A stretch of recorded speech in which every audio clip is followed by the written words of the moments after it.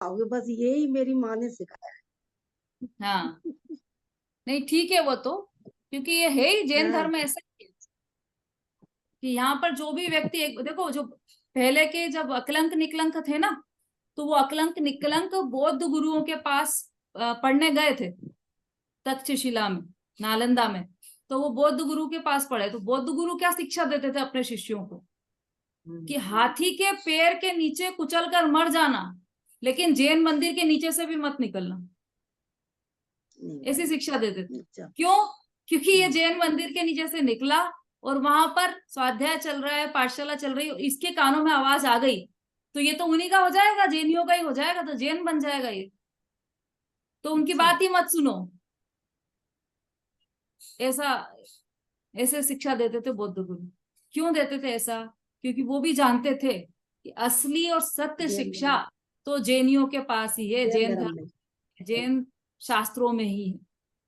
और वो सत्य चीज होती है ना, उसकी तरफ तो व्यक्ति खींचता ही चला आता है ना। सबके पास बुद्धि और विवेक तो इतनी तो रहती है कि वो अपने आप ही अच्छी और अच्छी जो उसको प्रिय कर लगती है उस वस्तु के मस्त पास चला रहता है। जाता है। तो ये जैन दर्शन में, जैन सिद्धांतों में तो हमारे हित की ही बात है, और हम अपने हित की हमारे हित की बात किसमें है, पहचान ये हम करना अच्छी तरह चाहिए। से पहचानते हैं ना। इतना तो हमको समझ में आता है कि इसमें हमारे हित की बात है। गुरुदेव ने तो पूरी संप्रदाय बदल लिया इसीलिए। कहा वो श्वेतांबर के मुख्य मुख्य वो क्या बोलते हैं, गुरु कहलाते थे, उनकी तो बहुत पूछ परख थी वहां पर, लेकिन सब छोड़ छुड़ा कर जो उन्हें सत्य लगा कि दिगंबर जैन धर्म में ही सत्य है, किसी की भी परवाह नहीं की उन्होंने, सिंहासन की भी परवाह नहीं की। वहां तो सिंहासन दे रहे थे ना, उच्च स्थान पे बिठा देते, उसकी भी परवाह नहीं की, अकेले अपने, कुछ भी चाह नहीं थी उनको कि मेरे शिष्य बने या मेरा कुछ कारवा चले। अकेले चले गए वो उनकी तो, बस, सोनगढ़ में कोई भी नहीं था, जंगल था वहां पे, तो अकेले ही उन्होंने उनकी धर्म बस, आराधना प्रारंभ की वहां पर।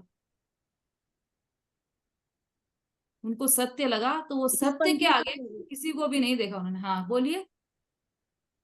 उनकी उनकी भगवान तो पहनती है, और लेडीज जो अच्छी अच्छी साड़ी जो अपन लोग शादियों में लेते, उस साड़ी से उनका फूल वगैरह चढ़ाती हैं। हम एक बार यहाँ पर तुलसी नगर में गए, तो एक माता जी आई थी, मैंने उनको भी, उनको मैंने धोई, तो उनको पता चल गया ये दिगंबर जैन है, तो उनका मुंह बिगड़ने लगा। तब से मैंने उस मंदिर को छोड़ ही दिया। मैंने अपना जैन धर्म ज्यादा अच्छा है, दिगंबर जैन, श्वेतांबर जैन अच्छा नहीं लगा। तो कैसे भी वस्त्र पहन के भगवान को छू लो, अच्छी बात थोड़ी है। अपन तो छू भी नहीं सकते, महाराज को भी नहीं टच कर सकते, बिल्कुल सही बात है। तो ये अशुद्ध अभी तो माने ये जाते। क्या हुआ, आप श्वेतांबर धर्म की बात कर रहे हो, अभी तो दिगंबरों में भी ये प्रथा चल गई है कि वो स्त्रियां वेदी सोनागिर पर में, चढ़ जाती है, स्त्रियां वेदी पर हाँ चढ़ जाती है सोनागिर और में करती भगवान का हैं, अभिषेक करती है। अब सोनागिर में नीचे गिरिया करती हैं, उस हाँ, मंदिर में हम नहीं जाते। हाँ, अब मेरी एक एक से चर्चा हुई थी एक लेडी से, तो वो बोली कि क्यों, बराबरी है हमारी तो, पुरुष में और हम में, स्त्री में, आजकल तो बराबरी का जमाना है, वो कर सकते हैं अभिषेक, तो हम क्यों नहीं कर सकते? तो मैंने कहा कि भाई स्त्रियों के शरीर में बहुत अशुद्धि होती है। अब वो तो लड़ने को तैयार है कि पुरुषों के शरीर में अशुद्धि नहीं होती है, उनमें भी अशुद्धि होती है, उनको भी खूब पसीना आता है, सब तरह की अशुद्धि होती है उनमें भी। तो जब वो कर सकते हैं तो हम क्यों नहीं कर सकते? आजकल तो बराबरी का, कंधे से कंधा मिलाकर चलने का युग है, तो हम भी चढ़ेंगे वेदी पर और हम भी करेंगे प्रक्षाल। अब उनको कौन समझाए कि जब मुनिराज ही 7 हाथ दूर रहते हैं स्त्रियों से, तो वो तो भगवान है, तीन लोक के नाथ, वीतरागी, परम परम दिगंबर, अरहंत भगवान है वो तो, समोशरण में विराज रहे हैं। समोशरण में आप जाके प्रक्षाल कर सकते हो क्या उनका? नहीं कर सकते, तो फिर अभी कैसे कर रहे हो? और वास्तव में तो अपने यहाँ अभिषेक की परंपरा नहीं है, प्रक्षाल की परंपरा है। प्रक्षाल भी इसलिए, अभी देखो अनंत भगवान समूह शरण में बैठते हैं, तो वहां पे प्रक्षाल अभिषेक होते हैं क्या उनके?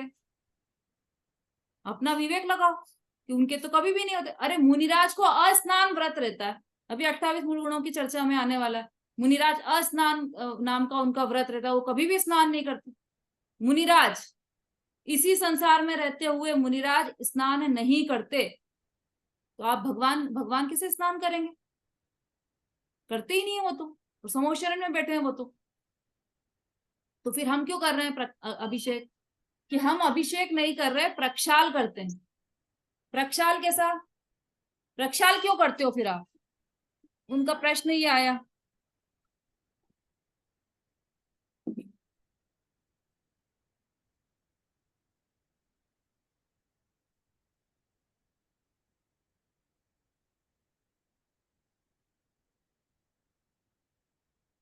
कि प्रक्षाल का क्या क्या है सिस्टम। तो अभिषेक हम इसलिए नहीं करते कि अभिषेक तो जन्माभिषेक होता है ना। जन्म के समय पांडुक शिला पर ले जाते हैं तीर्थंकर को, तीर्थंकर बालक को, वहां पर अभिषेक होता है। समोशरण में थोड़ी अभिषेक करते हैं, इसलिए अभिषेक उचित नहीं है। फिर हम क्या करते हैं, तो पुरुष लोग प्रक्षाल करते हैं, इसलिए क्योंकि ये पाषाण मूर्ति है, और पाषाण मूर्ति की यदि सफाई नहीं हो तो वहां जाले लग जाएंगे, वहां पर दूसरे जीव उत्पन्न हो जाएंगे, उसकी सफाई करना आवश्यक है। उस सफाई के बिना वहां पर वो हिंसा, मतलब हिंसा का कार्य हो जाएगा। और जैनी लोग तो अहिंसक होते हैं, इसलिए वो बराबर उसकी यथोचित उसकी सफाई रखते हैं। इसलिए प्रक्षाल का सिस्टम है हमारे। हाँ बोलिए दीदी एक अभिलाषा जी। क्वेश्चन था, जैसे आजकल एक प्रथा चल गई भगवान को स्पर्श करने की, जैसे अभिषेक हो जाता है भगवान को पूरा पोछ वगैरह के विराजमान कर देते हैं, उसके बाद लोग हमारे मंदिर में 9-10 बजे वस्त्र बदल के फिर स्पर्श करते हैं, तो वो करना चाहिए क्या? सही है? मतलब प्रक्षाल के बाद? हाँ, प्रक्षाल के बाद, अभिषेक के बाद। अभिषेक तो 7 बजे हो जाता है, 8 बजे। उसके बाद 9-10 बजे वस्त्र बदल कर और भगवान को स्पर्श करते हैं जो लड़के हैं, तो ये उचित है पंच क्या बाद में स्पर्श करना? पंचे पहनकर ना। हाँ। हाँ तो उसमें क्या दिक्कत है, पंचे पहनकर करें स्पर्श, उसमें क्या दिक्कत। अभी अपन जैसे शिखर जी जाते हैं तो पंचे पहनकर, बहुत से लोग पंचे पहनकर पहाड़ पे चढ़ते हैं और सब चरण का स्पर्श करते हैं वहां पर। उसमें क्या दिक्कत है? उसमें तो कोई दिक्कत नहीं, शुद्ध वस्त्र होना चाहिए, स्पर्श कर सकते हैं। हम्म। बोलते ना, हाथ के स्पर्श से जीव मतलब पसीना वगैरह न रहे तो दोबारा जीव की उत्पत्ति ना हो, इसलिए हाँ बार तो बार इससे स्पर्श ना इसलिए हो। ट्राई ये करना चाहिए, मतलब प्राथमिकता ये होनी चाहिए कि प्रक्षाल से पहले ही स्पर्श कर लें। लेकिन यदि कोई मजबूरी है तो वो करते हैं बाद में, तो स्पर्श करने में दिक्कत नहीं, पर उसको रेगुलरिटी नहीं बनाना चाहिए। कभी कभी की बात है, वो अलग बात। हाँ बोलिए मंजू जी। रेगुलर करते हैं साथ। हाँ तो उनको समझाना चाहिए कि भाई प्रक्षाल की पहले आकर स्पर्श किया करो। हाँ मंजू जी बोलिए। सुमत प्रकाश दीदी, जय सुमत हाँ प्रकाश दीदी। पंडित जी के वो मैं महन भी आए थे यहाँ पे, सिवनी में आए थे, तब उनने भी इस चीज के लिए मना किया था कि प्रक्षाल होने के बाद फिर स्पर्श, प्रतिमा को स्पर्श ना किया जाए। हाँ राजमार्ग इसका उन्हें तो, भी। देखो राजमार्ग तो एक दो मार्ग होते हैं, एक राजमार्ग और अपवाद मार्ग। तो करना तो नहीं चाहिए प्रक्षाल के बाद, क्योंकि वही गंदगी वाली सब बात आती है और उसमें बहुत सारी और भी बातें रहती, करना तो नहीं चाहिए। लेकिन यदि कोई मजबूरी है और कभी कभार, जैसे हम लोग शिखर जी पर भी वंदना करते हैं ना, तो चरण स्पर्श करते हैं। जो पुरुष वर्ग है वो पंचे पहनकर हाँ चरण स्पर्श करते हैं। तो मतलब वहां पर तो ऐसा पॉसिबल नहीं है कि भाई प्रक्षाल के पहले वो छुए, है ना। उस दृष्टि से कर सकते हैं, लेकिन वो राजमार्ग नहीं है। मंजू जी बोलिए। जी दीदी, आवाज आ रही है दीदी मेरी? हाँ मैं बोलिए। हाँ मैं ये बोल रही हूँ, जैसे हम लोग शिखर जी भी जाते हैं तो लेडीज भी चरण स्पर्श कर सकती है ना, चरण जो बने हुए सिर्फ। नहीं, लेडीज नहीं करती है चरण स्पर्श। अच्छा। अपन लोग जाते हैं तो वहां कहाँ अपन चरण स्पर्श करते हैं, दूर से ही हम वंदन करते हैं।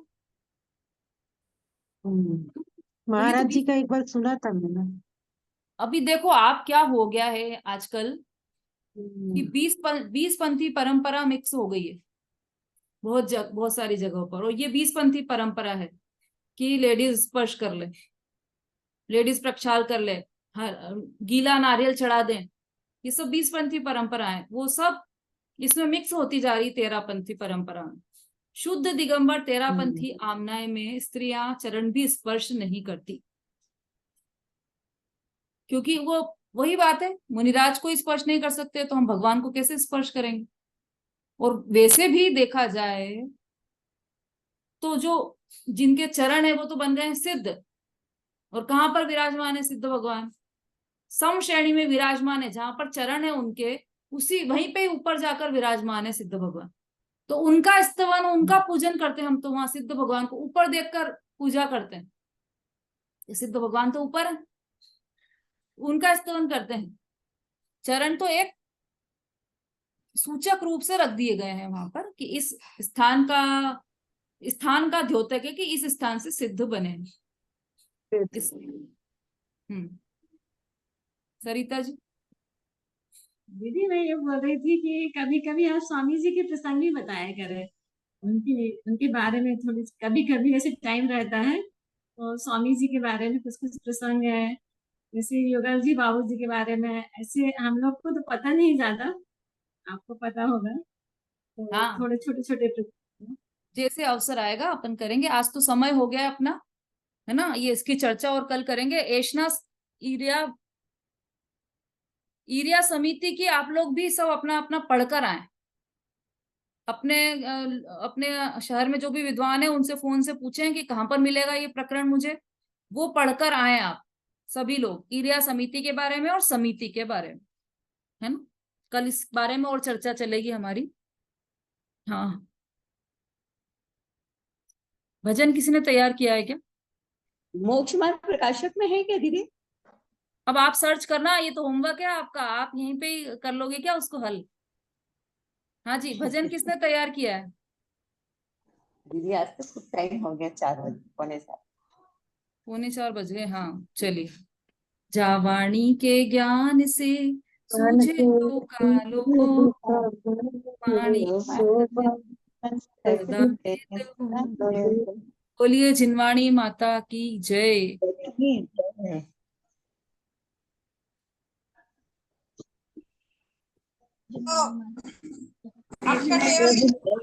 जय हिंद। जय